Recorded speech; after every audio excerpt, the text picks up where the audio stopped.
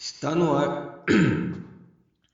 Está no ar mais um episódio do Arq 2P, o seu canal de resumo semanal das principais notícias de arquitetura com comentários de arquitetos ilustres ou não. E no episódio de hoje, depois de 4 anos de obras paradas, o governo do Rio decide aterrar a estação Gávea, com comentários do arquiteto Luiz Santana. Obrigatoriedade do BIM valerá a partir de 2021 para obras públicas, com comentários do arquiteto Jefferson Sandrin. Dicas para estudantes de arquitetura para ingressarem no mercado de trabalho, com comentários do arquiteto Fernando Code, com a participação fixa de Satoshi Koike. Bom, na primeira semana de setembro, o governador Witzel do Rio de Janeiro decidiu aterrar o metrô da Gávea por afirmar que não há recursos para continuar a obra e que vai sair mais barato aterrar do que terminar essa obra. E aí, para explicar um pouco mais essa história aí, convidei o arquiteto Luiz Santana aí para ajudar a gente a falar um pouco melhor dessa notícia. O que aconteceu? Teve o problema lá do roubalheira lá, o Sérgio Cabral roubou pra cacete, e enfim, aí ele foi preso e tal, e aí o que aconteceu? A justiça proibiu o governo do Rio de Janeiro a pôr qualquer tipo de dinheiro lá, porque aquilo estava sob investigação de que foi superfaturado e tal. Então o governo não podia botar a mão, e parou no meio. E assim, para o governo poder continuar a obra, tem dois problemas. Um, que não tem mais dinheiro, está falido o Estado do Rio de Janeiro. Uhum. Dois, o próprio Ministério Público e a Justiça proibiu. Então, para que se faça, o governo retome assim, os gastos e investimentos para terminar a obra, precisaria fazer um ajustamento de conduta ou algum acordo com o Ministério Público para que o governo seja liberado a investir. Só que, por outro lado, o governo também não tem dinheiro. Uhum. Então, o que eles estavam tentando fazer é um acordo com o Ministério Público para esse dinheiro recuperado na Lava Jato, né, que é onde acabou sendo investigado esse caso, seja assim, uma parte dele pelo menos retorne aos cofres do governo do Rio de Janeiro para que seja investido na obra, né, para a retomada da obra. Mas aí esse dinheiro que eles meio que pegando, né, sei lá, para aterrar, esse dinheiro sairia de onde? Então, que aí tem essa questão. Você tem o custo de manter a obra parada, o tal do tatuzão lá que faz o buraco do metrô, ele, por mês, ele custa 3 milhões de reais só de manutenção mesmo parado. E, então, assim, alguma coisa precisa ser feita, porque se ficar parado tem custo. Sim. Então, assim, por uma questão de o que vai custar menos?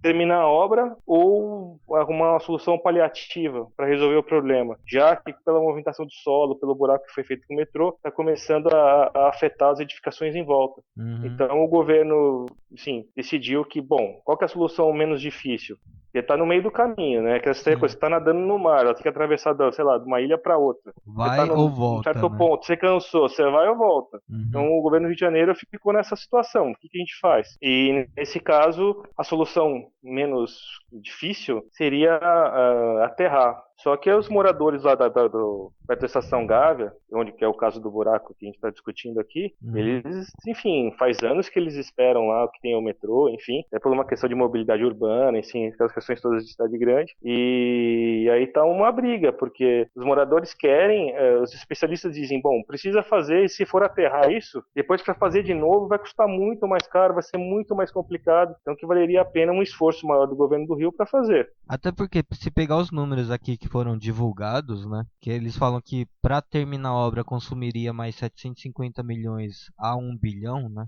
e para aterrar custaria 300 milhões, se parar para pensar é pouco mais de 50% do valor. Então, não sei se de repente fazer uma força aí, sei lá, não sei se pode entrar o governo federal ali para dar um apoio ou conseguir investimentos privados, sei lá, para de repente concluir isso, porque não. Se parar para pensar é 50%, um pouco mais, sei lá, não é tipo, sim, né? e a questão é assim, é exatamente a discussão que está tendo lá na Assembleia Legislativa do Rio de Janeiro, na Alesp, exatamente, bom, precisamos dar uma solução, parado custa, terminar custa muito, e ter a solução paliativa que é aterrar custa bastante, mas é menos que o resto, mas também não atende a expectativa dos moradores da região, por exemplo, e aí eles estão discutindo lá de que forma conseguir esse dinheiro.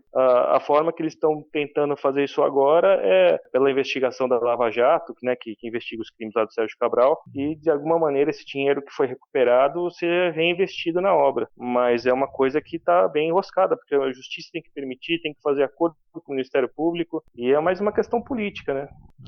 E aí dá para traçar um paralelo também com São Paulo, com outras cidades. E tem a questão aqui, por exemplo, do monotrilho em São Paulo, que também parou, porque tem dúvidas, né, da lisura aí do uso do dinheiro público. Enfim, acho que todas as capitais aí do Brasil tem alguma história dessa para contar, né? Cuiabá, né? Eu fui, não recentemente, mas um tempo atrás, que era para estar pronto o BRT, VLT, eu acho, que era para estar pronto para a Copa de 2014 e nem começaram, né? Começaram um trechinho ali, mas o resto nem andou, sabe? Então são questões bem complicadas que a gente tem aqui no Brasil. E aí você falou de São Paulo, das questões do monotrilho. Pelo menos essas estruturas que já estão aí não precisa demolir, né? Sim, menos mal, menos né? mal. Desgraça menor. Mas é o mesmo princípio, né, o descaso aí com a lisura do uso do dinheiro público e, enfim, quem sofre é a população, seja lá no Rio de Janeiro, lá na Estação da Gávea, seja aqui no monotrilho de São Paulo, seja aqui em Porto Alegre também, que tem um monotrilho que está sendo feito aqui também, que está parado faz bastante tempo, eles têm aqui um acesso, uma espécie de uma ponte que atravessa aqui a ilha, enfim, que liga aqui próximo ao aeroporto e também, assim, está praticamente pronto, mas tem uma questão de desapropriação na hora de chegar, assim, do encontro aqui com o solo, e aí tá tudo parado, e é um descaso, né? É a história do Brasil, isso. Fugindo um pouco dessa questão de poder público, você acha que né, eu acho que não pode, mas se pudesse vender o projeto para uma empresa ou, sei lá, por alguém que esteja interessado em ganhar dinheiro com isso, você acha que seria uma solução assim? Sempre mas assim, é uma questão de ser, por exemplo, os negócios. Geralmente infraestrutura é um investimento muito, muito alto e o retorno é lento, né? Não é um retorno rápido. Então, geralmente o que costuma fazer o governo, de forma geral, consegue um financiamento ou com dinheiro próprio, que é difícil, mas às vezes acontece, ou Banco Mundial, essas linhas de financiamento internacionais, eles bancam a obra a juros, né, razoáveis, e aí esse retorno vem aos poucos. Então, geralmente o governo constrói com dinheiro próprio ou enfim, que pegou emprestado nessas linhas internacionais, e aí depois faz a concessão aí para operação pelo órgão privado, né, pelas empresas privadas. O metrô de São Paulo, por exemplo, aquela linha amarela em São Paulo, é exatamente isso. O governo construiu e depois foi para concessão. Então, assim, dificilmente só a iniciativa privada consegue dar andamento nisso. Então, teria que, de qualquer forma, ser aquela história, aquela PPP, né? Como é que chama? Deu branco aqui. Participação público-privada, agora não lembro. Deixa eu ver aqui. E, participação público-privado, PPP. enfim. O contrato pelo qual o parceiro privado assume compromisso de disponibilizar a administração pública ou a comunidade de uma certa utilidade mensurável mediante a operação e manutenção de uma obra. Sim, então essa operação tem que ser conjunta. O governo público, o governo, né, o Estado faz o empréstimo, constrói e aí faz a concessão e vai sendo, entre aspas, sócio dessa operação e vai recebendo um dinheiro parcial até para ir pagando o custo da infraestrutura que foi construída. Mas isso vale para tudo? Até a estrada, por exemplo? Sim, para tudo. Eu achava de forma geral, tudo que é infraestrutura, aeroporto, porto, estradas, ferrovias, de forma geral, como é um custo muito alto e um retorno lento, geralmente é o governo que constrói, não é uma regra, não é que tem que ser assim, mas é a forma como costuma acontecer. O governo constrói, né, financia, constrói, ou pelo menos dá uma linha de crédito tipo BNDES, que investe, enfim, para financiar isso, e aí o retorno vem lentamente a 30, 40 anos, né? Então, na verdade, as empresas que ganham a concessão ali, ele meio que já consegue ir tendo lucro desde o primeiro ano. Assim, geralmente, por exemplo, no caso de aeroportos, né, agora que tem vários aeroportos no Brasil sendo entregues à iniciativa privada. O aeroporto, assim, você faz lá uma espécie de um leilão para ver, né, quem paga mais pela operação, e depois quem ganha tem que se comprometer a fazer uma série de reformas e melhorias na estrutura. Então, duplicar, no caso de aeroporto, né, você vai duplicar a pista, você vai modernizar o terminal de passageiros, você vai modernizar o terminal de cargas, a questão dos equipamentos de segurança, enfim, foi tudo em ordem, né, porque infelizmente no Brasil, falta de investimento público, os aeroportos estão quase todos sucateados, e com a chegada aí da iniciativa privada, tendo em contrato que investir na melhoria das estruturas, acaba tendo aí uma melhoria do sistema como um todo, mas de qualquer forma também é um custo para esses passageiros, acaba ficando um pouco mais caro, né? Entendi. Então, na verdade, cada contrato é um contrato. Se, sei lá, se o estado do Rio ali decide falar, eu posso abrir uma concessão, sei lá, no sentido de terminar a obra e aí tem o direito à concessão, aí ele coloca um período, sei lá, maior talvez e um monte de cláusulas ali que faça sentido para as empresas privadas a quererem participar disso. Sim, mas de qualquer forma seria interessante de repente o governo do Rio de Janeiro procurar uma linha de financiamento internacional, tipo o Banco Mundial, Interamericano, né, enfim, e investir para terminar o sistema como um todo. E aí você depois entrega isso, claro, de uma forma bem pensada, organizada, você entrega a operação para a iniciativa privada e a iniciativa privada vai pagando isso ao longo do tempo. Geralmente uma concessão é 25 anos, 30 anos. Então nesse tempo, enfim, se faz uma conta aí para ser vantajoso para todos os lados, né? Tá. Mas como esse empréstimo seria aprovado sendo que o Estado está quebrado?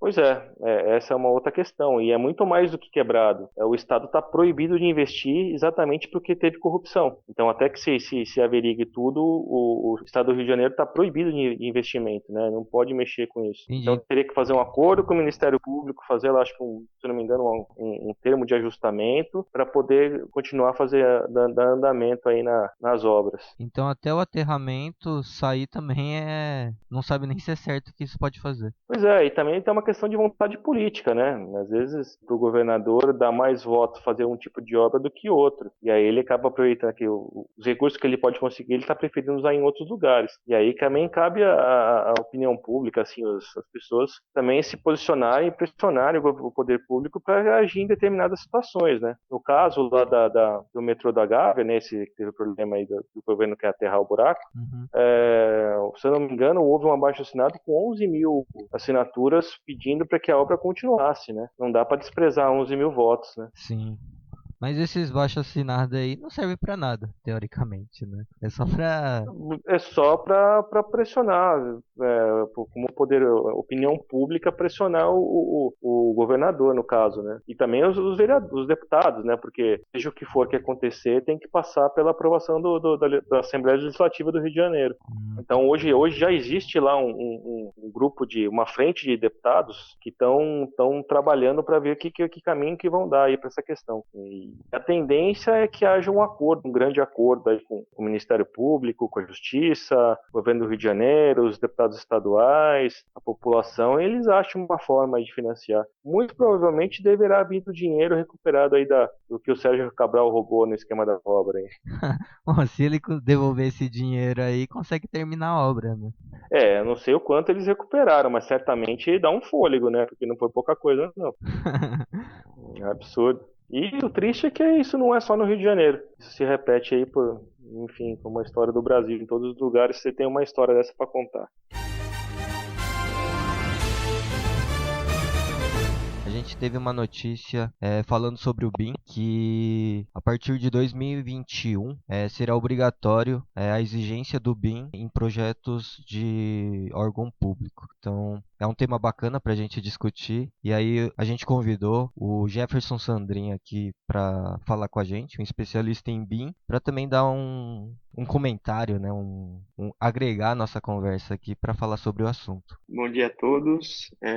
Fico muito honrado de fazer parte desse podcast e quero agradecer ao pessoal da ARC-TOP pelo convite e por eles estarem buscando todo esse conhecimento e poder agregar valor para a nossa área e até para as pessoas que têm interesse nessa área, mesmo que não atuam, estudantes, leigos, que queiram entender um pouco mais sobre essa tecnologia que vai ser inserida no mercado nacional e que já é utilizada mundo afora. Bom, na notícia, o título era "Exigência do BIM nas compras públicas será feita de forma gradual e escalonada".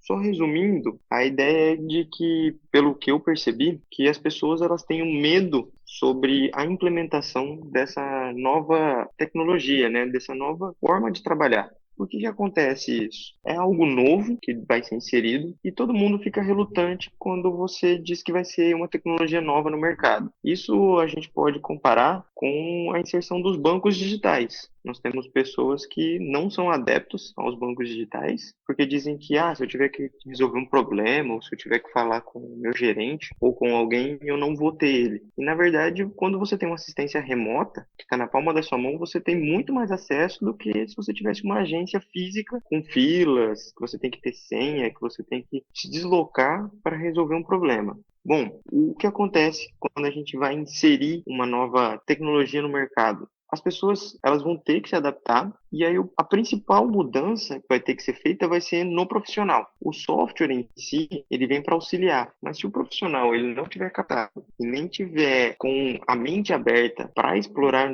essas novas tecnologias, de nada adianta eu ter um super computador com um super software me auxiliando naquilo ali. Então eu acredito que o grande gargalo da inserção da tecnologia BIM é esse, o profissional se adaptar para receber algo novo. É muito legal uma analogia que o pessoal faz, que é para inserir um BIM em um escritório de arquitetura ou de engenharia ou em uma construtora, é como se você tivesse que reformar uma padaria, toda a cozinha da sua padaria, sendo que você produz pães 24 horas por dia. Então, como que eu faço para parar a minha linha de produção e produzir e trocar todo esse maquinário, sendo que eu preciso disso para sobreviver? E aí você começa a colocar, né? Bom, eu vou ter que deslocar um pouco da equipe para que ela entenda sobre o maquinário, eu vou ter que deixar de ganhar em alguns dias para poder substituir, eu vou ter que ter um esforço maior, maior de toda a equipe. O pessoal vai ter que estar empenhado como equipe mesmo para conseguir se adaptar àquele novo maquinário, para eles entenderem os novos processos de produção e, além de tudo, eu vou ter que manter a qualidade do meu produto. Então, não vai ser do dia para a noite que eu vou parar ali 2, 3 horinhas, vou inserir esse novo maquinário dentro da minha padaria e eu já vou começar a produzir tudo aquilo. Se você comparar isso com o escritório de arquitetura, é bem visível que a qualidade ela vai cair no início e você vai ter muitas dificuldades para inserir essa nova tecnologia. Mas depois, quando você começar a produzir e retomar a velocidade e o conhecimento que você tinha comparado com o anterior, você vai alavancar a produção do seu negócio. Mas você não acha que se fizer isso de um jeito mais radical, então eu trabalho no sistema CAD, né? Vamos pensar Sim. sem ensino na plataforma BIM. E aí preparo todo mundo com cursos, sei lá, tenta algum projeto pequeno na prática ali, né? Todo mundo faz que nem uma padaria, né? Que nem você citou, que é um projeto menor. E de repente, do nada, o escritório chega e define: a partir de hoje, ninguém mais não trabalha se não for no BIM. E aí faz uma ruptura e meio que obriga todo mundo a mudar, né? Então, comparando com a padaria que você trouxe como exemplo, a padaria é um pouco mais difícil, né? Mas pensando em escritório, é só eu simplesmente, tipo, sei lá, sexta terminou de um jeito, segunda todo mundo vai começar a trabalhar desse jeito novo e acabou. Ou você se adapta ou vai acabar saindo, né? Natural. Mas Sim. que o processo já seja dessa forma, sabe? Porque aí não tem mais desculpa, né? Tipo, o escritório deu todas as ferramentas e suporte para preparar aquele profissional. Não na prática ele está fazendo, mas já tem pegado o aprendizado e aí de repente já corta e fala: agora que você tem, é como se estivesse saindo da faculdade, né? Saiu da faculdade, isso é a vida real. Então agora, a partir de agora é isso. Vai apanhar um pouco no começo? Claro que vai, mas que esse processo forçando é muito mais rápido do que tentando sempre resgatar o antigo, né? Então acho que esse processo que a gente passa hoje no BIM era como no começo dos anos 90, né? Teve a passagem do papel para o computador. Então acho que quando os escritórios definiram que não ia fazer mais o desenho à mão e que aquilo tinha que ser feito no computador porque ganhava velocidade, ganhava produção e, enfim, os erros continuavam, talvez até aumentando adiantava, né, do que em desenho, mas Uhum. ganhava em produção. Eu acho que é o mesmo processo que vai acontecer agora. A gente vai aumentar em produção, vai ganhar em velocidade, mas que essa ruptura precisa acontecer de alguma forma mais dura ali, porque senão muita gente vai ficar no passado. É muito acomodado, né? Sei lá. Eu vim de uma geração que o pessoal fala, eu desenho muito rápido no CAD, não sei o que. Tinha vários atalhos, criava vários Lisp, não sei o que. É claro que vai ser rápido, né? Só que agora a gente tem que passar por um outro processo, né? Vamos evoluir essa ideia, sabe? Ou descartar essa ideia e começar um novo, né? Sim, você está certo nessa questão de ter essa mudança. E quando você diz essa mudança radical, não vai ser do dia para a noite que você vai obrigar as pessoas, como você disse, você vai treinar a equipe, você vai começar a produzir os pequenos projetos ali, que são aqueles projetos piloto, para que você entenda a dificuldade do escritório. E aí, eu diria que dessa forma gradativa, você vai acostumando as pessoas. Uhum. Mas, em vez de eu falar, olha, segunda-feira todo mundo passa a produzir, é porque no escritório o processo de criação e de execução de um projeto, ele não para, né? Ele sempre Sim. está em constante mudança. E aí, o que eu diria que o correto seria, olha, esse aqui, chega para o profissional, esse aqui é o último que você está produzindo em CAD. O próximo é em BIM. Se você não quiser, atrás de você tem uma fila cheia de pessoas querendo produzir em BIM. Sim. Então, aí a pessoa ela tem que se adaptar. Realmente, essa ruptura radical ela tem que existir sim, mas o que eu vejo, as pessoas são muito acomodadas. Elas esperam o governo federal começar a exigir isso, que as prefeituras comecem a exigir, para aí ela se adaptar. E aí eu coloco em paralelo o lado financeiro. Se você faz algo que todo mundo faz, não tem como você agregar valor no seu produto.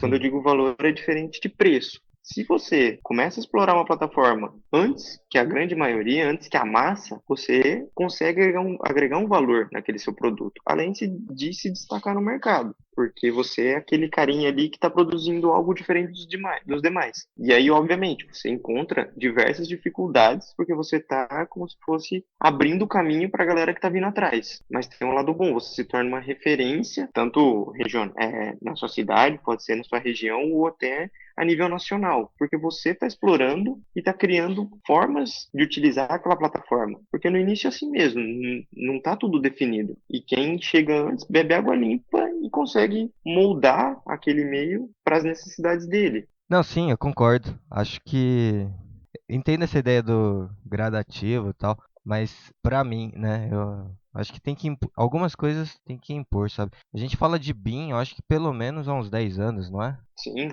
Então olha quanto Hum. tempo se fala. Eu lembro, antes da crise aí da construção civil, eu prestei serviço, né, muito para órgão público, né? Então eu lembro que na época já estava se pensando em obrigar os projetos utilizarem o BIM para ser validado em 2013 ou 2014, eu acho. 2013, eu acho. E a gente está em 2019, passaram 6 anos e isso ainda não está acontecendo. E agora é meio que para 2021, né? E que eu acho que se continuar do jeito que está hoje, também acho difícil que isso aconteça. Eu acho que, de uma forma geral, o BIM só vai acontecer quando esses novos formados que estão saindo agora, esses sim muito interessados em BIM, começarem a ter uma relevância no mercado. Então, quando tiverem pelo menos uns 7 anos aí de mercado de experiência, aí sim eles vão começar a aplicar isso de fato, e aí sim eu acho que os que não estão usando vão começar a correr atrás. E aí é aquela ideia da referência que você falou, né? Às vezes um profissional aí que tem 30 anos de mercado, super reconhecido, mas não trabalha com BIM, vai começar a perder espaço para essa galera aí que está com 10 anos no mercado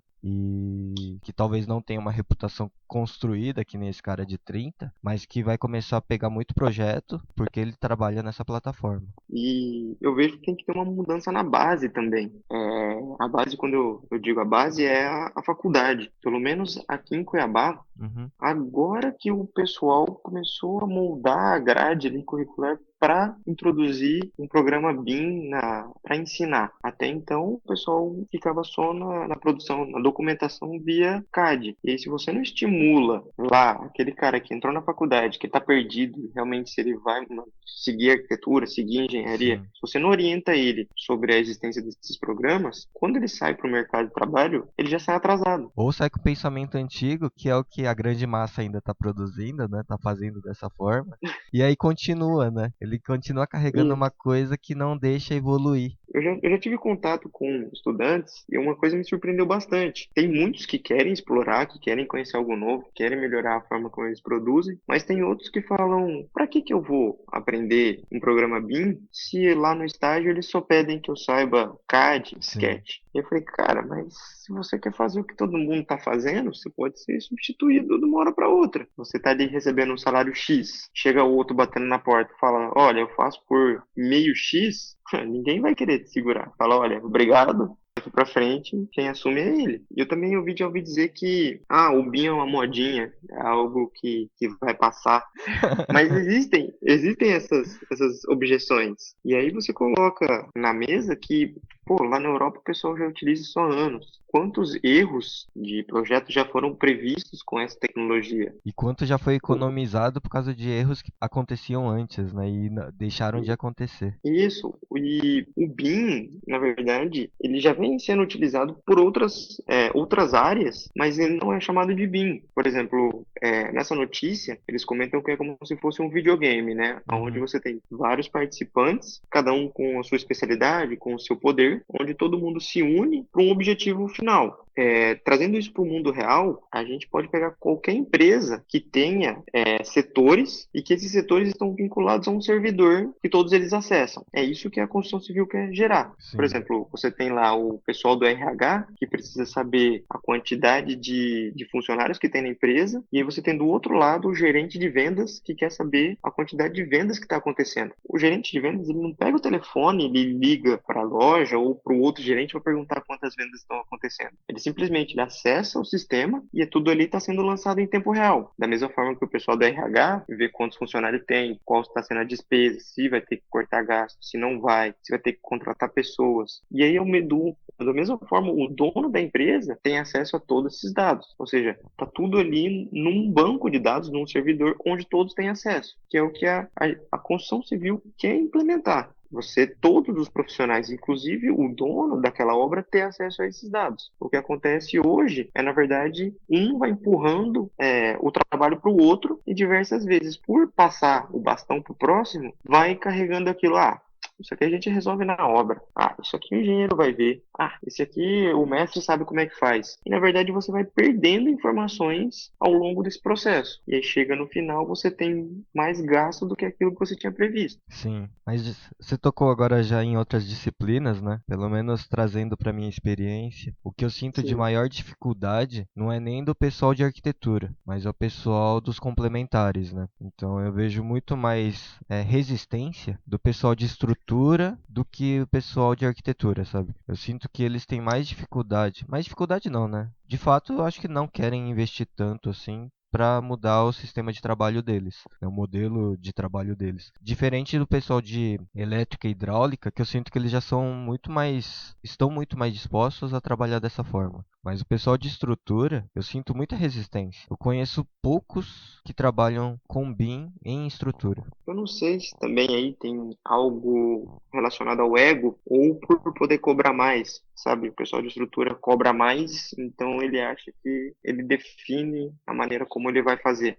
Eu não vou precisar me adaptar, já que o meu projeto é mais caro. E aí eu vejo como o pessoal da elétrica e de hidráulica, às vezes, tem um projeto mais em conta, Uhum. eles precisam buscar novos caminhos eu preciso produzir mais em menos tempo, eu preciso achar novos meios. Então eles começam a buscar esses Faz caminhos, sentido. Uhum. enquanto que o outro ali, ele, não, tô ganhando bem e eu que mando aqui na forma como eu projeto. Mas é aquilo que você disse, se aparece um outro profissional que acabou de formar, usando uma nova tecnologia, ele se destaca muito mais rápido do que aquele outro que mantém aquele processo arcaico. E algo que eu percebi ao utilizar o BIM é que a gente precisa entender sobre como é executado aquilo que a gente está projetando. Porque esses programas, eu até brinco, eu falo que eles não aceitam gambiarra. Se Sim. você não consegue fazer dentro dele, provavelmente é algo não execuível. Agora, se você arranja uma solução, pode ter certeza que aquilo sim vai conseguir ficar de pé. Isso é verdade. Que a gente sabe que existe muita gambiarra aí. No... Sim, o pessoal explode cota. Que é um absurdo. O Dakota é clássico, né? É clássico. Diminuir o bloco. Até aquele pessoal que faz planta decorada para vender o projeto é sacanagem, né? Porque eles colocam uma cama menor, um sofá menor, um guarda-roupa menor. E aí parece Não, tão não, espaçoso, né? Mas não é. não só a cama. Se você visitar esses decorados, às vezes até a cama mesmo ela é feita sob medida. Se você medir o colchão, ele às vezes tem 70 centímetros, 60, mas ele tá ali para vender, né? O cliente entra e fala, nossa, cabe uma cama. Aí ele vai lá e compra uma cama nas Casas Bahia e fica ele ou a cama do quarto. Aí entra a cama ou o cara, né?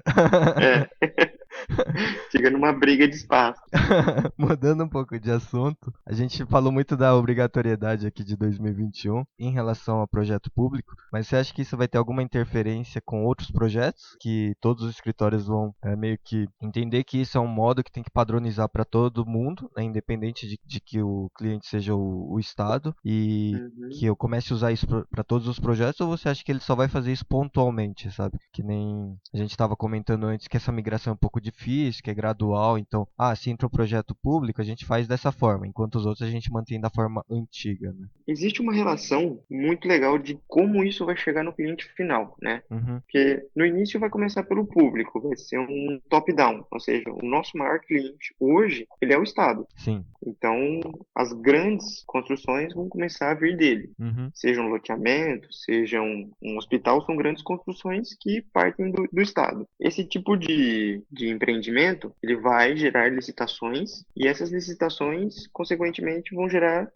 linhas de crédito para o Estado adquirir conseguir construir ou executar aquela edificação. uhum, E aí o que acontece? Quando você tem linhas de crédito, automaticamente os bancos e os grandes fornecedores de material de construção, eles começam a ver isso. Então, por exemplo, da mesma forma que hoje a gente que está disputando esse mercado aqui consegue falar, olha, tem um valor agregado aqui no meu projeto porque eu trabalho em BIM, os grandes centros de distribuição de material de construção, por exemplo, uma Tokstok, uma Leroy Merlin, eles vão ter acesso a essas linhas de crédito, né, que já estão sendo disputadas, e aí eles vão começar a fazer um marketing para o cliente. Pensa assim, olha, uma Leroy Merlin falando, olha, agora a gente trabalha com todos os nossos materiais estão catalogados em BIM. Você pode contratar um arquiteto, fechar lá com ele, ele manda a lista de materiais para a gente e a gente resolve tudo para você. uhum. Ou uma Tokstok, onde ela tem tudo catalogado e a pessoa sai de uma reunião com o arquiteto ou faz uma reunião com o arquiteto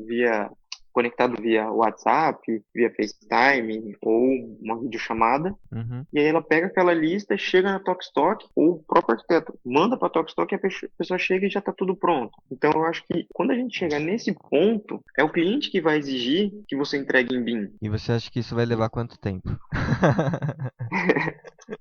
Eu acredito que essa mudança, assim, ela deve demorar uns 10 anos, pela velocidade com que as pessoas têm acesso à tecnologia hoje.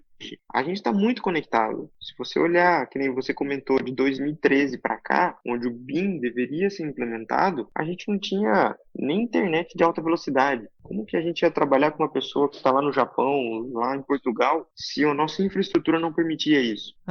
Eu vejo que assim, tem que ter um marketing muito pesado para que isso chegue no cliente final. Mas aí, para esse tipo de coisa acontecer, né, pensando em projetos menores, né, que você trouxe como exemplo, decoração, material de construção ali para fazer uma reforma básica, Sim. se de repente isso deveria partir dessas empresas, né, tipo uma Tokstok falar, não, a gente vai inverter as coisas, né, então a gente vai propor isso, a gente vai comunicar aos nossos consumidores e que a partir disso esses consumidores comecem a exigir do arquiteto e não que esse processo seja natural, gradativo, sabe? De repente fala, não, que nem muitas empresas hoje já estão produzindo, quando lança algum produto, já lança no SketchUp lá o bloco, né, como a Deca faz, já joga lá, e aí dentro do próprio SketchUp, que já tá, não sei como tá o BIM no SketchUp, mas eu sei que tem evoluído, já está começando, né? Já está engatinhando, mas que assim que ele já vai desenvolvendo o projeto lá, meio que já vai produzindo a lista, que já vai encaminhando, que aí o cliente já recebe isso e já consegue comprar direto, né? Com o vendedor na loja. Então, se de repente Isso. todas as empresas começam, sei lá, não sei se existe um sindicato disso, mas de repente eles falam, o sindicato definiu que a partir do ano que vem todo mundo precisa ter todos os produtos catalogados em BIM. E aí isso meio que já começa a forçar a galera a correr atrás disso, porque senão quem perde como desenvolver um projeto é o próprio arquiteto e não o cliente final, que para ele tanto faz, na verdade, né? Sim, gostei disso que você tocou, de quando uma empresa ela já produz o produto e já disponibiliza o modelo ali para o arquiteto usar. Por exemplo, a gente sempre comenta que a Deca ela é muito pioneira nisso. Uhum. A Deca foi uma das primeiras que soltou os blocos em BIM para o pessoal usar de forma gratuita. E o que acontece? Quando a empresa ela dá esse passo antes das outras, acaba sendo que meio que uma venda casada. Uhum. Porque para o arquiteto que vai especificar uma torneira, ele vai colocar um bloco lá que já está escrito que é da Deca, que o peso já vem qual o material, qual o formato, qual a conexão daquela torneira e tudo mais. Ele acaba especificando que é uma torneira da Deca e ele pode colocar ou similar. Mas Sim. quando você entrega essa informação na mão do cliente, ele vai chegar na loja e perguntar qual você tem essa torneira aqui, ó. Ele não pergunta se tem a similar. Uhum. Dependendo do poder aquisitivo do cliente, sim, ele vai perguntar, mas ele vai tendenciar a procurar aquela que você especificou. E aí você não vai ficar produzindo todo um bloco de uma similar, você vai pegar aqueles blocos que já existem. Afinal, você tem que acelerar o processo. Sim. Você não vai ficar modelando nada para os outros. Até para arquiteto, né? É muito mais fácil a gente colocar alguma coisa que já está no sistema que a gente trabalha do que tentar pegar um outro modelo, criar um bloco ali para colocar a especificação dele, para indicar, para depois passar, né? Então acho que Isso, olha toda a hora de É. trabalho que você perdeu nisso. Eu lembro que o Revit Pra no produzir. começo a gente tinha que ficar criando uma biblioteca de blocos ali para conseguir especificar nos projetos, né? Hoje as próprias empresas, pelo menos uma boa parte, ela disponibiliza os blocos prontos ali, que é muito mais fácil para a gente trabalhar também, né? E que nem você falou, os blocos de Revit, nesse ano de 2019 eu vi que surgiram muitas empresas, por exemplo, que não tinham ano passado. A Tramontina, ela disponibiliza grande parte dos produtos dela já em Revit. Uhum. A Brasilite já disponibiliza. A Amanco lançou esse ano a linha dela. Os fabricantes já estão se moldando. Para um centro de distribuição dizer que trabalha em BIM, eles já têm tudo modelado. Eles já têm o mesmo código do produto que é enviado para revenda, é aquele que chega para você. Uhum. Então, evita até o erro na hora de especificar o produto. Não sei como tá essa etapa de conectar já a escolha do produto com a loja, mas eu sei que tem essa possibilidade, né, de você escolher um produto que já vem com preço, você consegue já dar a planilha com orçamento e já linkado onde o cara pode comprar o produto, né? Então, Exato. isso é espetacular, tanto para quem, principalmente alguma construção que não é focado para moradia dele, né?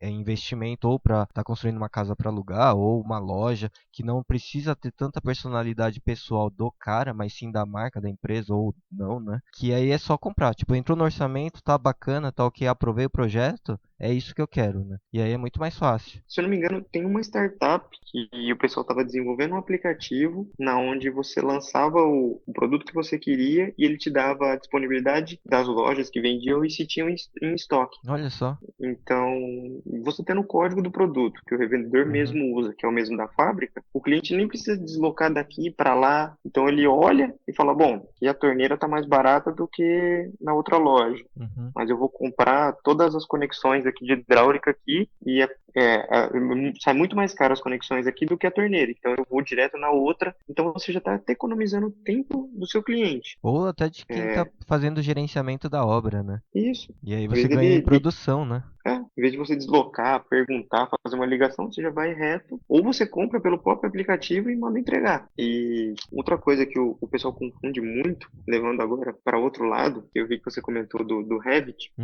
se você entra no site da Deca, da Tigre, eles dizem lá, ó, temos blocos em BIM. Só que se você olhar, tá tudo em Revit. E o BIM, na verdade, seria você disponibilizar um arquivo que pudesse ser aberto no Revit, no ArchiCAD, enfim, qualquer programa que trabalhe nessa metodologia. Você Semana passada saiu uma notícia aí no ArcDaily, que é uma das plataformas que a gente acessa quase diariamente, falando sobre 10 dicas para estudantes de arquitetura para se preparar no mercado de trabalho. Então é mais focado aqui para o pessoal que está se formando e vai entrar, saindo da fase de estágios, né? E entrar efetivamente no mercado de trabalho. E aí aqui tem algumas dicas interessantes, interessantes ou não, né? Depende do ponto de vista, e que a gente vai acabar comentando eles tópico por tópico. A gente porque convidei o Fernando da Execute para essa conversa. Queria agradecer primeiro pelo convite do Satoshi, mais uma vez aqui no Arc2P, e eu espero contribuir bastante com a experiência que a gente tem do cotidiano e do mercado, somente da arquitetura. Legal. Então, começando, o primeiro tópico aqui que está no artigo, ele é amplie seu networking. Esse eu acho que é um dos principais formas de você conseguir vamos dizer assim, uma vaga de estágio, um emprego, um trabalho temporário ou qualquer outro serviço que possa ser relacionado ao que você venha fazer mais para frente, né? É ali que você vai conseguir demonstrar um pouco do que você é, né? Geralmente as pessoas, no contexto geral, são muito ruins vendedores de si mesmas, assim. Eles não conseguem fazer uma autopromoção, não conseguem fazer um discurso e ganhar uma confiança assim, em um período muito curto. Então, como eles conseguem fazendo isso? Tendo um convívio. Então, você tem um convívio com um amigo, uma pessoa que você conhece, é muito mais fácil do que você ir bater na porta de alguém e pedir um emprego ou, se não, uma oportunidade, né? Então, o network é fundamental. Então, quanto mais network você tiver, mais aumenta a sua chance de você conseguir se inserir dentro do mercado. Isso eu falo até para a empresa que eu represento aqui, que é Execute. Então, grande parte de hoje dos trabalhos que a gente faz é network. Tem coisas que vêm via mídias sociais, tem coisas que vêm uma atuação comercial, mas grande parte ainda é o network. Então, essa propaganda boca a boca, ou se não, autopromoção através dessa confiança é muito importante. Só tem que tomar cuidado, eu acho que nesse mundo aí de só networking aí tem muito picareta, né? Como qualquer um, mas os picaretas são logo revelados. Não sei não, eu vejo uns que tá há muito tempo no mercado e é uma farsa. Isso daí, mano, o mercado ainda não descobriram. Mas eu acho que o fundamental é network. Assim, não tem muito que inventar a roda, né? Assim, você tendo boas relações, essas boas relações podem te gerar frutos do trabalho até em conjunto, né? Você é prova viva disso, na sua rede cooperativa, né? Que na verdade é uma rede de network. Sim. Que você cria, estabelece confiança e você consegue trabalho, né? Eu acho que dos tópicos que a gente vai trazer aqui, eu acho que esse é o principal. Bom, o segundo tópico aqui, ele fala de faça trabalhos voluntários. Esse daí, na verdade, eu nunca vi alguém conseguir um trabalho através disso, né? Mas assim, vou sendo sincero, mas assim, cabe aqui os trabalhos voluntários. Os trabalhos voluntários são fundamentados, até que está aqui no ArcDaily falando sobre ONGs, né? Consegue entrar e você fazer algum tipo de trabalho em comunidades, tudo. Essa é uma forma legal também de você participar e você ter uma experiência, né?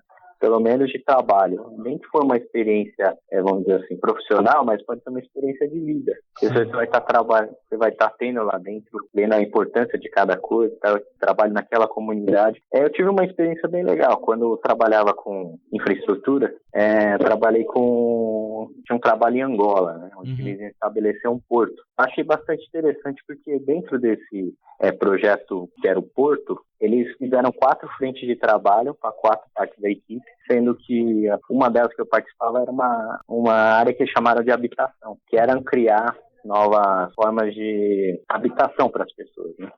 Aí descobri uma tipologia que era no local, descobrimos qual era o material que eles mais usavam, aí descobrimos também que tem 2 coisas assim que passam meio batido aqui no Brasil e em países desenvolvidos, mas na África, por exemplo, é muito comum, é não ter água e esgoto tratado. Então, isso era um grande problema, né? A água tratada lá, praticamente, vamos dizer assim, é 10% da população que tem. Então, os outros 90% ninguém tem. E foi muito importante, porque foi um tipo de trabalho que agregou, né? Não só para ser profissional, como vamos fazer a parte social também. Então, fizemos toda uma movimentação, com um budget super reduzido, então a gente fez trabalho em cima desse budget para levar um pouco de, pelo menos uma atuação lá, nem que seja paliativa, mas pelo menos uma tentativa, né? Entendi.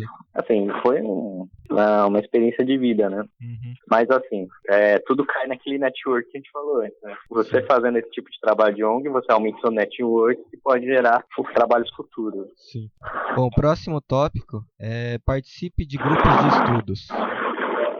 Quando eu li essa matéria aqui, eu não sei se eles montaram esse item por ordem de assim, preferência, né? Ou foi assim uma ordem aleatória, né? Eles colocaram. Mas assim, acho que acaba sendo meio natural esse daqui, o trabalho em grupos de estudos, né? Porque, querendo ou não, quando você está numa faculdade de arquitetura, você acaba tendo muitos trabalhos em grupos.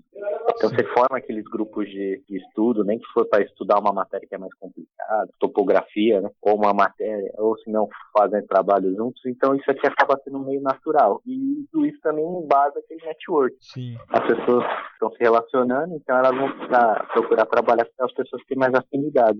Sim. Aqui eu acho que é importante para a vida, né? Não é só para quem tá Isso, buscando. Porque é importante estar sempre se atualizando, sabendo das coisas que estão acontecendo no mundo, tanto para pesquisa, né? De repente, consegui um projeto de hospital, né? Vou precisar focar um pouco nesse estudo de arquitetura hospitalar para conseguir desenvolver, né? Então acho que isso daqui é para a vida, né? Independente se é recém-formado, estudante ou não. Né? Isso com certeza. Assim, você vai trabalhar junto com muitas pessoas, pessoas que vocês não gostam profissionalmente, é o que mais acontece. Pessoas que muitas vezes você nunca viu na vida e você vai ter que trabalhar junto e fazer o negócio acontecer, porque não tem jeito.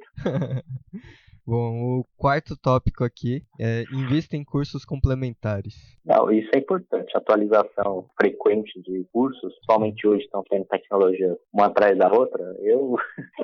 Como a gente não faz projeto, eu estou um pouco desatualizado qual seria o software de projetos. Mas ainda, acho que você pode até falar melhor do que eu, se o CAD ainda é predominante, né, o que eu falo, o DWG, né? Sim. Então, senão já estão migrando fortemente para a BIM, né? A vantagem que tem na construção é que você não tem que fazer curso que nem o louco na área de tecnologia, né? Sim. E sai um software novo, ele tem que fazer o curso, tem que se especializar e depois tirar uma certificação. E o investimento é muito mais alto, né? Então aqui você faz um curso que pelo menos você sabe que vai durar um bom tempo. Sim. Se a pessoa vai usar ou não, já não sai, vai depender muito da área que ela vai trabalhar também. Uma vez eu aprendi uma área, um software que chamava GIS, né, que é um software que você tem a geolocalização das coisas.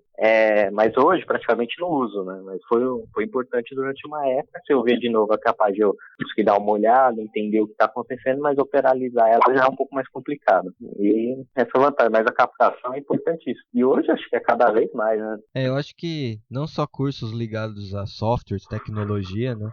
Mas também há muitos cursos ligados a metodologias, né? Eu acho que também é importante estar sempre buscando esses novos formatos para você encontrar o seu jeito de produzir mais, com melhor qualidade e gastando menos tempo, né? Bom, o próximo tópico aqui é frequente eventos da área. Isso também é outra coisa importante, né? E assim, também cai um pouco naquilo que a gente falou do network, né? Então você tem uma relação que você tem já dentro da sua faculdade, às vezes você tem até a própria seu dia a dia, você com seus amigos, você já tem um outro network, começa a conhecer outras pessoas também.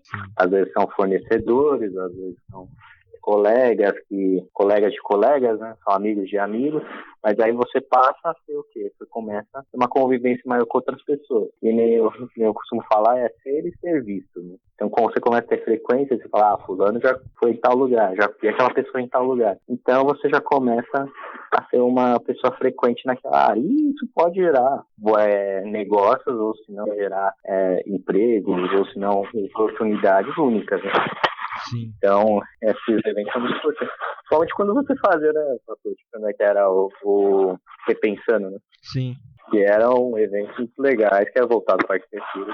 Tinha um engajamento grande. As pessoas começavam a frequentar porque gostavam também. Vamos ver se um dia volta esse projeto. Os patrocínios? Quem sabe um dia, né? Mas era uma coisa bem bacana. Então são eventos que a pessoa começa a frequentar e você conhece lá dentro outras pessoas. Já que você acabou citando Repensando, foi um processo interessante que durou mais ou menos um ano aí. E aí nesse processo aí eu tive a oportunidade de conhecer muita gente e acabei até desenvolvendo alguns projetos juntos com pessoas que participaram de um desses eventos, ou alguns eventos, né? Aí acaba caindo sempre no primeiro tópico, né? Que é o networking, né? E aí acaba sendo bacana por esse processo de conhecer novas pessoas. Bom, o próximo tópico aqui é participe de concursos na categoria estudantil. Esse daqui eu vou falar assim, eu participei muito pouco, assim, eu participei só de 2 concursos e eram concursos mais voltados ao urbanismo, né? Não era nem tanto a edificações, que é onde que é o foco de muita faculdade, né? Deixa um pouco de lado o urbanismo e foca mais no prédio, né? Prédio de uma maneira geral, né? Pode ser que nem é costumeiro, né? Tem muitos centros culturais, tem bibliotecas, né? Então eu falo assim, o prédio como sendo o edifício, né? Sim. Então, assim, participei muito pouco, mas também cai um pouco naquilo que a gente falou, assim, você começa também a conhecer novas pessoas, né? Então, eu acho que o arte dele, quando fez esses artigos, acabou caindo bastante nessa parte de network, né? E tudo isso acaba sendo relações, né? Que você vai estabelecendo ao longo da sua carreira estudantil. E você, dentro de concurso, você vai conhecer são profissionais mais já gabaritados, muitas vezes que dão suporte ali, uma consultoria. Tem pessoas que já participaram também de outros concursos e você também cria afinidade para entregar aquela correria daquele projeto louco, né? Então você vai acabar criando esse network, né? Vai modificando.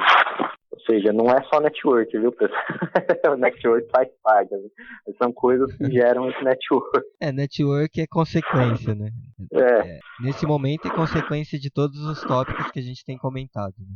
Bom, o próximo tópico aqui é conheça pessoalmente as referências arquitetônicas. Esse foi um dos temas que eu tive que reler algumas vezes aqui para ver assim, qual que é a importância dele para você conseguir preparar para o mercado de trabalho, né? Aí eu entendi muito bem como fosse. Tem aqueles arquitetos que são um pouco mais caxias, né? São aqueles, vamos dizer assim, que são mais raiz. Então, eles vão encher os sacos se você não souber, por exemplo, o que é o Copan, né? Que nem a imagem que está aqui no ArcBase. Ou senão você não sabe o que é o PAR, estudar o que é ele, assim, então, fala, nossa, que absurdo, você não sabe o que é isso, De certa maneira, eles têm uma certa razão, né? Você está estudando uma área e ainda não conhece quais são os principais absurdos, é um problema, né? Mas, assim, isso eu acho que não vai diferenciar você, assim, numa área de trabalho, assim, você vai conhecer um pouquinho mais ou um pouquinho menos. Não, eu não sei que você trabalhe na área de urbanismo, aí eu acho que você vai ter que ter um conhecimento um pouco maior. Até porque você pode trabalhar com DEFAT, ou se não trabalhar numa prefeitura, que aí você vai precisar saber, principalmente os prédios tombados, né? A história dele e o porquê que eles estão lá. Então isso pode ser um diferencial na hora de vamos dizer assim, numa concorrência de emprego. Mas isso não vai ser um fator, assim, diferencial, né? Eu acho que aqui, pelo menos o que eu entendi, é que visitar essas arquiteturas de referências, né, de arquiteturas, serve como base para você desenvolver projetos futuros, sabe? Então, tipo, você sabe que, de repente, o Copan aqui, que tá a foto aqui no exemplo, você sabe que esse Breeze aqui funciona. Então, eu poderia utilizar essa mesma ideia num projeto futuro. Ou se, de repente, ele não funciona, isso daqui é mera cagada, né? Entre aspas. Então, no próximo projeto, não usaria essa técnica para tentar resolver um problema que, de fato, não resolve, sabe? E olhando desse lado faz sentido, né? Mas também, e pra não fazer também, muitas vezes, né? Ou, tipo, coisa que já tá muito ultrapassada, que não faz sentido nenhum copiar essa técnica que foi utilizada num projeto, sabe? Então falar, isso daqui existe, então não vamos usar mais isso, sabe? Por exemplo, a carambola, sabe? Eu não sei até hoje pra que serve e por que foi usado, mas não sei se eu faria isso em algum lugar. Bom, o próximo tópico participe de algum programa de iniciação científica. É importantíssimo, porque aí você vai se especializando numa área, vai conhecendo os profissionais especializados nisso e aprendendo, né? E talvez dali você pode tomar um rumo para seguir uma carreira, né? Sim. Então vamos pegar uma área que hoje está em super alta, né? Mas assim, vamos falar, depois eu faço minhas críticas, né? Que é sustentabilidade. Né? Uhum. Então, vamos supor, você tem uma carreira que iniciou nessa iniciação científica dentro da uma área que você tem a matéria de sustentabilidade dentro da faculdade, você vai tocando ali para frente. Aí você vai aprendendo certificações como AQUA, o LEED, e dali vai em diante. Só que o pessoal, agora vem minha crítica, o pessoal atrela muito a sustentabilidade só ao meio ambiente. E não é só ao meio ambiente. Eles têm que trazer 3 coisas, né? Eles têm que trazer sustentabilidade tem que ser econômica, ela tem que ser racional e meio ambiente. Não é só o meio ambiente. O meio ambiente é um dos pilares. Não adianta ele ser sustentável, vamos dizer assim, na parte de meio ambiente e economicamente ele ser quebrado. São prédios 10 vezes mais caros, né? Então ele não vale a pena. E as pessoas não vão investir. Até porque a palavra sustentabilidade, ele foi meio banalizado, né? Ele tá tipo coach, né? Tá meio banalizado. Fazendo parênteses, eu estava lendo uma matéria sobre um influencer aí, que é o Ícaro Carvalho, né? Uhum. Sobre empreendedorismo. Então ele fala muito desses coaches, né? Eles têm... E hoje tudo é coach, é isso, é aquilo, né? E falam assim que se criam muito coaches de pau. E o cara é um cara motivacional, tudo, só que nunca empreendeu na vida. Só quer dar aula daquilo sem ter feito, né? A mesma coisa que você fazer uma receita de bolo sem ter feito. Então, aí ele não vai saber algumas adversidades, né? Ele fala que, nesse texto, que 70% do conteúdo é puramente motivacional e 30% é conteúdo. Isso eu, na verdade, já vinha percebendo há algum tempo e eu faço minhas críticas em cima disso também. Mas acontece muito, né? Então a sustentabilidade também acaba caindo um pouco, né? O pessoal foca muito em uma parte só dela, que é meio ambiente, e esquece do restante.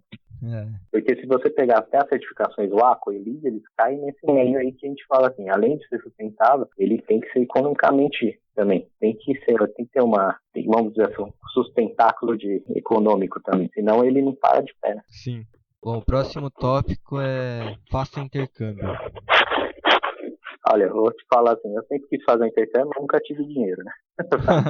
Fazer um intercâmbio, nunca tive assim, oportunidade para fazer um intercâmbio durante a faculdade e se fazer na faculdade. Mas tem colegas que foram. E eles falam, assim, pelo histórico que foi passado, assim, eles tem uns que vão só para bagunçar, mas os que foram, que não era só para bagunçar, aproveitaram bastante e aprenderam muito, né? Principalmente a cultura do local, né? Sim. E isso pode promover uma série de... Você pode criar, partindo um pouco aqui no network, né? Você começa a criar network com outros países que podem virar oportunidade de trabalho e quem sabe você não fica por lá também, né? Estou dizendo que o país que você for é o melhor do que o Brasil, ou o Brasil é melhor do que lá, mas assim você pode gerar uma oportunidade de trabalho para trabalhar uma área específica. Por exemplo, uma área que no Brasil, por exemplo, tem pouca ou quase nenhuma intervenção, por exemplo, é acústica. Sim. Não tem nada, mas você pega uns países que são especializados nisso, que nem a Alemanha, então você vai lá e pode se transformar num profissional de acústica de primeira. Então, esse intercâmbio também serve um pouco para te direcionar a ter aquele rumo, né, que a gente comentou antes, e especialização, né? Ou descobrir que a arquitetura também não é sua área. Também, né? Teve gente que aconteceu isso também. Mas acho que ter a possibilidade de conhecer outras áreas, né, dentro da arquitetura que é melhor e mais desenvolvido que aqui, eu acho que é importante, né? Eu conheço um cara que foi estudar na França, né? Foi para Paris lá fazer especialização em acústica e quando voltou, ele voltou especialista e tal, desenvolve alguns projetos em acústica, mas tem um lado ruim também de que como o Brasil não é nenhuma referência em acústica, né? Os profissionais também os clientes também não acabam buscando muito esse fator acústica, né?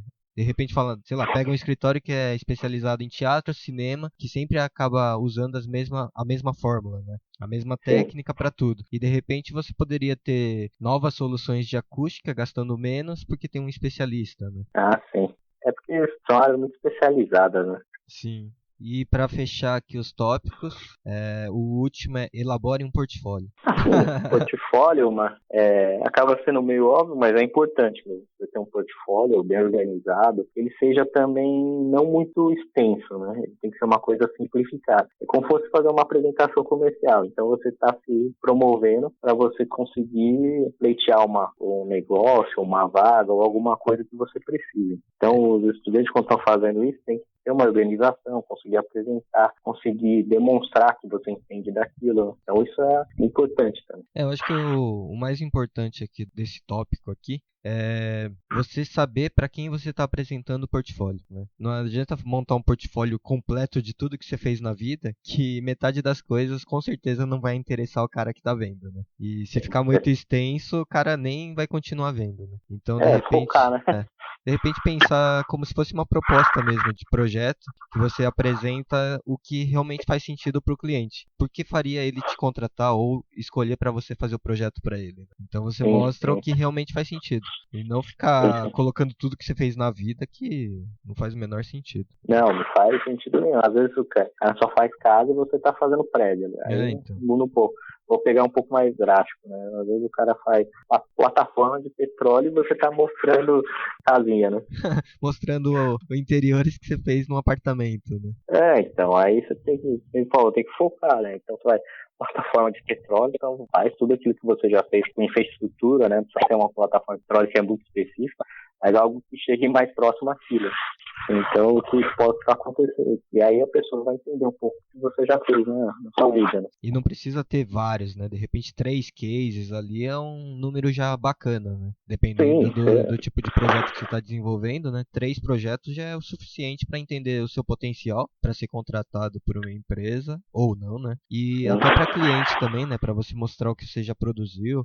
Se o cliente quer saber um pouco mais do que você já fez, aí você apresenta os que tem mais sentido pro cara e daí sim, se ele perguntar se já fez alguma coisa de diferente, aí você apresenta, né? Mas não como prioridade, né? Isso é verdade.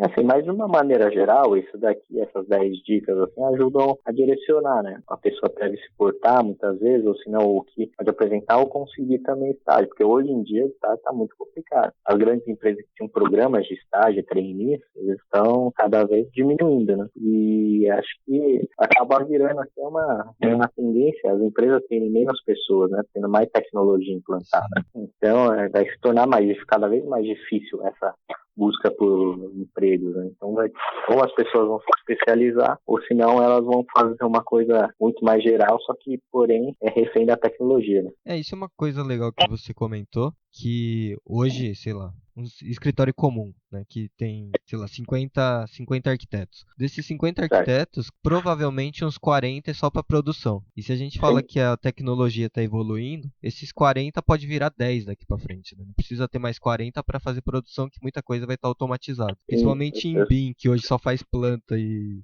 já vai fazendo ele pensando em tridimensionalmente, né? Corte, elevações já é automático, né? Então só aí já cortou mais da metade do trabalho, né? Sim, de produtividade, com certeza. Então não precisa mais de tantos profissionais e aí isso naturalmente acaba diminuindo as oportunidades de mercado para pessoas que entrariam no mercado só para desenvolver isso, né? Isso é verdade. E estágio também é complicado, né? Porque assim, muitas vezes a pessoa não tem experiência também, não sabe também o que vai fazer, o que deixar de fazer, né, lá dentro. E como estão diminuindo cada vez mais, tem muita gente que chega formado sem ter uma preparação antes, né? Um estágio ou alguma coisa. Então, esse artigo aqui serviu pelo menos para a pessoa já ter uma experiência, já conseguir entender um pouco como é que funciona o mercado, né? É que eu acho que, não hoje, mas nos próximos anos, as empresas vão começar a entender que o estagiário, na verdade, não é um cara que só vai fazer as coisas mais fáceis ali, ou sei lá, só para tapar buraco, ser um apoio para algum profissional, mas a ideia é de entender que o estagiário, você tem que preparar ele para ser um grande profissional dentro da sua empresa. Então é como se fosse uma faculdade na prática. Se as empresas começarem a entender que o estagiário tem que ter essa função, aí eu acho que muda todo esse cenário, sabe? Ele, tipo um arquiteto, sei lá, ele sempre fala, né? Precisa de um cara para me ajudar aqui. Não, o estagiário não, a ideia não é que ele seja um ajudante, né? A ideia é que ele futuramente ocupe seu cargo e supere você, sabe? Comece a criar um jeito de potencializar aquele cara que tá entrando na empresa. Sim, o estagiário nesse mercado que é cruel, né? Sei ou não, que é da arquitetura. Na construção civil é um pouco melhor, mas assim, na arquitetura é muito isso que você falou. E, às vezes muita gente é aquele arquiteto autônomo que começa a pegar, começa com um projetinho, depois começa a pegar mais trabalho, de repente se vê com 5, né? E precisa de uma ajuda, né? Em vez de conseguir uma ajuda com outro profissional ou dividir esse trabalho, contrata um estagiário que aí vira um ajudante mesmo. E aquela função não seria ajudante, né? Seria alguém para você ensinar para que possa exercer uma função mais analítica futuramente. Sim, para de repente ser até um parceiro futuro, né? Sim, então, mas o que falta é maturidade nessas empresas.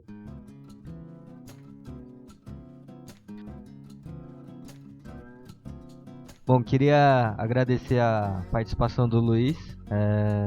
nem acabei te apresentando na conversa ali, né?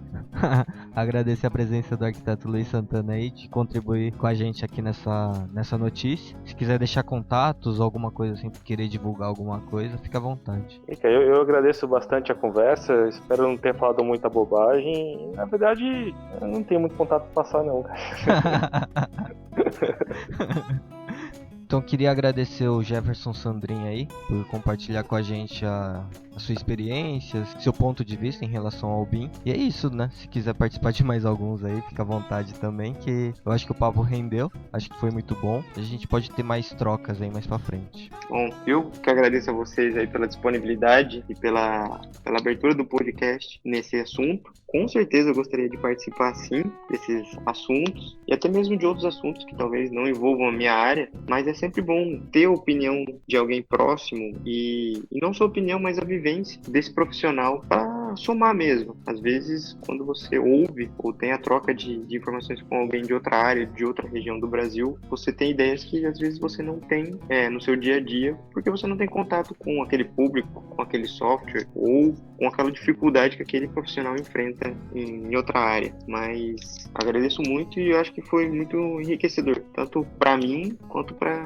os nossos ouvintes aí que vão ter acesso a esse conteúdo. Sim, e agradecendo mais uma vez, né? Quer deixar algum recado?